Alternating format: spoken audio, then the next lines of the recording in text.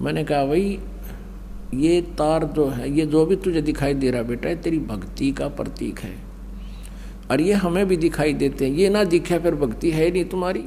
इस प्रकार इस दास ने इस परमात्मा को खूब पहचाना, और लगभग सन 1994 से आज 2011 आ गया है, 17 वर्ष के करीब हो गए हैं। और जो सुख और जो स्थिति पे परिवर्तन इन पुण्यात्माओं में किया है, जो दास देख रहा है कि जिनके पास साइकिल नहीं थी, 2-2 कार चले उनके। अब पुण्यात्माओं, क्योंकि इस सत्संग के माध्यम से इतना विस्तार होता है, क्योंकि ये ज्ञान इतना अज्ञान बना रखा था, इसको समझाने सुलझाने में बहुत समय लगता है। 2 घंटे ऐसे जाते हैं जैसे 2 मिनट हुई हों, और प्रकरण जो का त्यों ही रह जाता है, क्योंकि अज्ञान आधार से हम इतने परिपूर्ण हो चुके हैं। उस ज्ञान को हटा करके फिर ज्ञान प्रवेश किया जाता है। जैसे पहले किसी ने गलत पेंट कर रखा है नकली, उसको उतारने के लिए रेगमार लगाना पड़ता है, वह मेहनत एक्स्ट्रा और होगी, और उसके बाद फिर पेंट किया जाता है। अगर उस पहले वाले पेंट को अच्छी तरह नहीं उतारा जाए तो फिर ओरिजिनल पेंट उस पर रुके नहीं। इसलिए ये उदाहरण, ये ज्ञान बार बार रह रहकर बताया जाता है, तब ये हमारा परमात्मा ज्ञान आपके ऊपर ठहरेगा।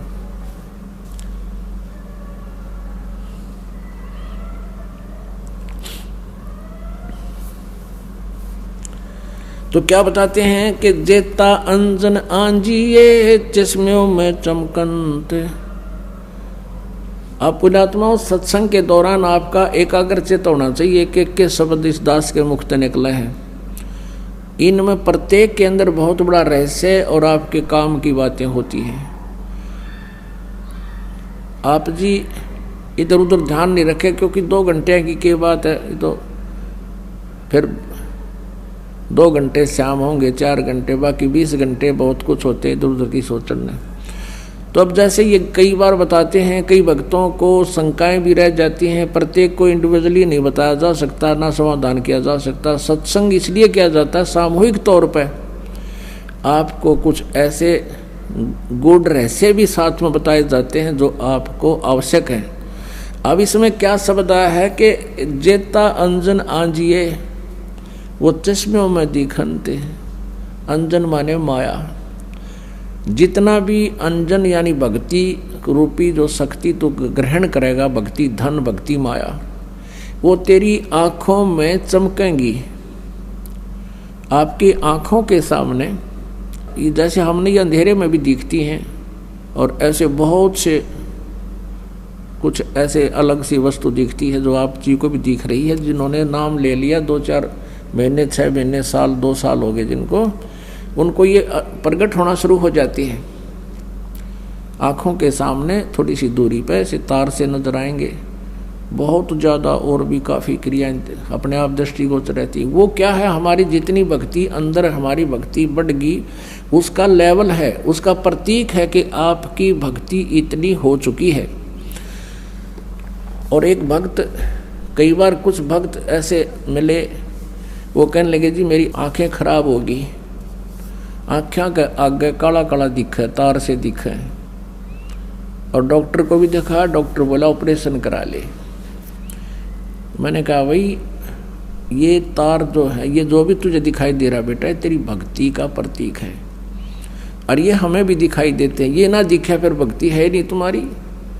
ये देखने से नहीं अपने आप दिखेंगी, ऐसे आप ध्यान से देखोगे, आपको कई बार ऐसा लगा जैसे कोई मक्खी आ गई, खाना खाते समय भी ऐसे लग रहा है मक्खी या मच्छर आ गया, लेकिन वो हमारे परमात्मा अंदर से जो भक्ति का आगे प्रतीक, वो रिफ्लेक्शन बाहर आ रहा है। और ये सूक्ष्म शरीर ऐसा ही होता है, और ये भक्ति का प्रतीक भी उस नूर से ही हमारा ये लेवल बता रहा है। तो इस प्रकार चिंतित नहीं होना। बहुत से ऐसे भक्त हैं, एक कहने लगा जी मैं तो घर से बाहर नहीं निकलूँ, देखूँ जब मैंने दिखन लग जाए, मैंने डर गया कदे भूत हो। पुण्यात्माओं, पहले इस दास को बचपन से ही ये थोड़ा सा दिखाई देता था, ये पूर्व जन्म की जो कोई संस्कार डिपॉजिट रह रहा था ना, तो खोजिए पता नहीं कहाँ कहाँ देवता बन कर, राजा बन कर, और वो थोड़ा सा दिखाई देता था, ज़्यादा से ज़्यादा 1 इंच की लंबाई होगी, एक ही था वो। यानी इतनी ही शेष कमाई बची थी इस कलयुग में, वो पूरा जन्म की डिपॉजिट भक्ति की पुण्य कमाई थी। और ये दास ये सोचा करता मेरी आंखें कुछ कमजोर हैं, इसलिए ये कुछ दृष्टि दोष है। जब उपदेश लिया, नाम लिया, 5-6 महीने के बाद देखा तो ये तो और गणा बढ़ गया। 1 साल के बाद तो विघ्न हो गया, और ज़्यादा बढ़ गया। मैंने सोचा बड़ी बात दिक्कत आई। तो गुरुजी उसमें वृद्ध बहुत थे, 104-105 वर्ष की आयु हो चुकी थी हमारे पूज्य गुरुदेव जी की। उनसे ज़्यादा समाधान नहीं करा पाया करते, क्योंकि और भी बहुत भगत थे। हमारा नंबर भी देर से आता था, कभी आता कभी नहीं आता था। तो एक दिन दाव लग गया और दास ने यही प्रकरण उनसे कहा कि गुरुदेव ऐसे ऐसे, पहले तो ये छोटा सा था, अब ये बहुत बढ़ गया, लगता आंखें और वीक हो जाएंगी। तब वो हंसे, कहने लगे बेटा ये तो तेरी भक्ति बढ़ गई, और यही तो प्रतीक है। आज तक मेरे को किसी ने नहीं बताया कि मेरे साथ ऐसा है जो आज आपने आकर बताई है। इसे से दया भक्ति ना करते बाकी के। और ऐसा ही था उनके पास, कोई माया मांगना होता, कोई बेटे मांगना आया करता, कोई कार कोई ठी, और वहाँ भी नाम ले लेते और फिर माता ही घंटी बजाते, विष्णु देवी पर भी जाते, वह सारे है थारा ईब समझ माई होता, कर्म बिगाड़ रहे थे। ठीक है ना, उन्हें कुछ दिखा था और क्या दिखना था। आप जैसे पहले तो सतयुग त्रेता द्वापर में परमात्मा ने अधिक प्रयत्न इसलिए नहीं किया क्योंकि सभी सुखी थे, सभी की समाधियां लगा करती थी, स्वस्थ शरीर थे। क्योंकि पुण्य जब तक चलते हैं प्राणी के, तब तक ये यहाँ का नकली सुख महसूस करता रहता है। और जिसको बताना चाहते थे वो सुनना नहीं चाहते थे। सभी कहते थे हमें मौज हो रही है, हमें किसी और भगवान की आवश्यकता नहीं, हमारे तो कृष्ण जी ने या विष्णु जी ने हमारी मौज कर रखी है। अब कलयुग में परमात्मा ने पता था कि कलयुग में इनकी सारा जाड़ा आ लेगा, इनकी सब पुण्य कमाई नष्ट हो जाएंगी, और पहले की कमाई इनकी होगी नहीं। और जिन भगवानों को ये मोक्षदायक मानकर इनसे सुख राहत प्राप्ति के लिए पूजाएं भी कर लेंगे, उनसे राहत मिला नहीं, क्योंकि वो दे ही नहीं सकते, वो आपके भाग्य में परिवर्तन नहीं कर सकते। तब परमात्मा ने कहा था कलयुग में फिर मैं पहचान में आ जाऊंगा इनके, क्योंकि इनके पिछले पुण्य होंगे नहीं, बिरान माटी सबकी हो जाएगी। आज कोई परिवार खाली नहीं जिसमें कष्ट ना हो, और 1-8% को शेष बचा हुआ है, उस पर ना जाने कल के बिजली गिर जा। तो इस परमात्मा की शरण में आने से आपके कष्ट भी दूर होंगे, गारंटीड होंगे। ये सत्कर्म मान लेना पुण्यात्मा हो। दास का कोई उद्देश्य नहीं, कोई खानदानी पैसा नहीं कि हमारा दादे परदादे भी ये काम करा करते, हमने कोई रोजी रोटी ना मिल रही थी। दास सर्विस करता था, जेई की सर्विस थी, 2 टाइम पर टूक ठीक मिल रहे थे। लेकिन आदेश हो गया परमेश्वर का, गुरुदेव का, कि तू ये काम सेवा कर, मजदूरी कर मेरी। दास उसका मजदूर बनकर उनकी प्यारी आत्माओं को संदेश भेज रहा है उनके आदेश अनुसार। तो ये सत्कर्म मान लेना। तो इस दास ने इस मालिक को चुना है। निदास तो पहले कृष्ण पुजारी था, विष्णु पुजारी था, हनुमान पुजारी था, शंकर भगवान का पुजारी था, लेकिन हम उनका अनादर नहीं। ये नहीं सोचो कि हम ब्रह्मा विष्णु महेश को बिल्कुल हे समझते हैं, नहीं। जैसे गीता जी अध्याय नंबर 2 के श्लोक नंबर 46 में कहा कि जब बहुत बड़े जलाशय की प्राप्ति के उपरांत छोटे जलाशय में जैसी आस्था रह जाती है, अर्जुन जब तुझे परमात्मा के गुणों से तो परिचित हो जाएगा, फिर अन्य देवताओं में, अन्य ज्ञान में तेरी इतनी श्रद्धा रह जाएगी। जैसे पहले क्या था कि सारी व्यवस्था मनुष्य की जल के ऊपर जो तालाबों पर आधारित थे, सिंचाई भी उसी से करते थे, पशुपालन भी उसी से करते थे, और स्वयं भी जलपान उसी से करते थे, तालाबों से। और कुछ छोटे तालाब जिसके ऊपर आश्रित पूरा गांव 20-30 घर हुआ करते थे, 30-40 मुश्किल से एक तालाब पर आश्रित रहते थे, उसी से पीते थे, उसी से पशुओं को पानी पिलाते थे, उसी से कुछ सिंचाई कर लेते थे। अब एक वर्ष वर्षा ना होती तो वो सूख जाते थे, सब तड़प जाते थे, वो भाग जाते थे इधर उधर कहीं बड़े जलाशय की खोज में।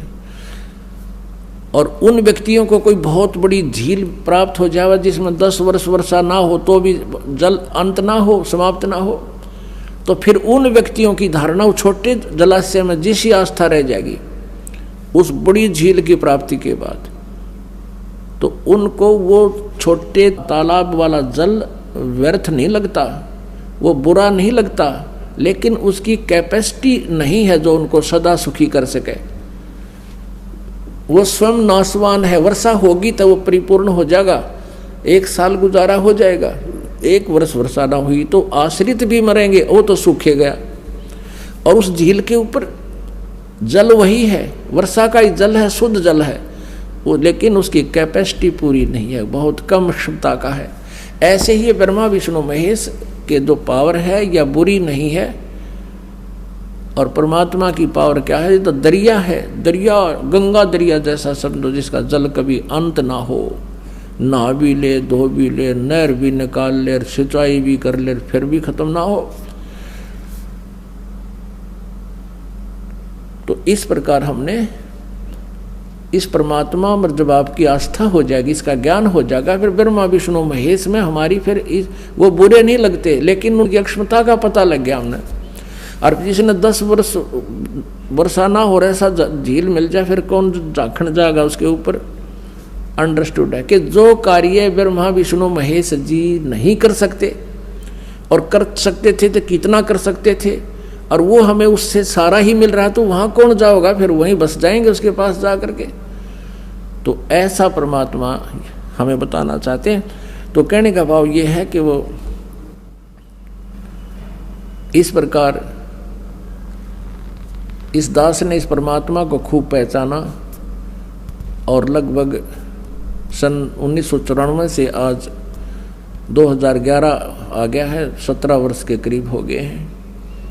और जो सुख और जो स्थिति में परिवर्तन इन पुण्यात्माओं में किया है, जो दास देख रहा है कि जिनके पास साइकिल नहीं थी, 2-2 कार चले उनके, अब ये तो वैसे ही, ये तो आपको यहाँ की सुविधा तो ऑटोमेटिकली मिलेंगी इस भगवान की भक्ति से। जिनको तुम भटक रहे थे, इससे को ऊपर सारा डिवोट हो रहे थे, माया कमाने के लिए हुकंड करो, कुछ भी हो जाए वो ये करने न तैयार थे, ये तो आपको इस भक्ति से मालिक आप व्यवस्था करेगा, किसी तरह भी करे, और 1 नंबर का धन देगा आपको। कैसे देगा कि पहले इस दास ने जब उपदेश लिया तो ऐसा एक प्लाट था,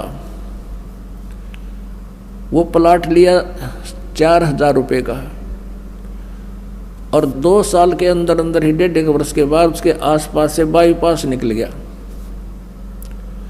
उसमें कुछ कंस्ट्रक्शन कर दी इस दास ने, तो सारी कंस्ट्रक्शन मुश्किल से 20,000 रुपये का खर्चा होगा, 1.5 लाख देने वाला आ गया, और पक्की रजिस्ट्री कराई 1.5 लाख में। अब देखो, अब उस समय आज से 20 साल पहले,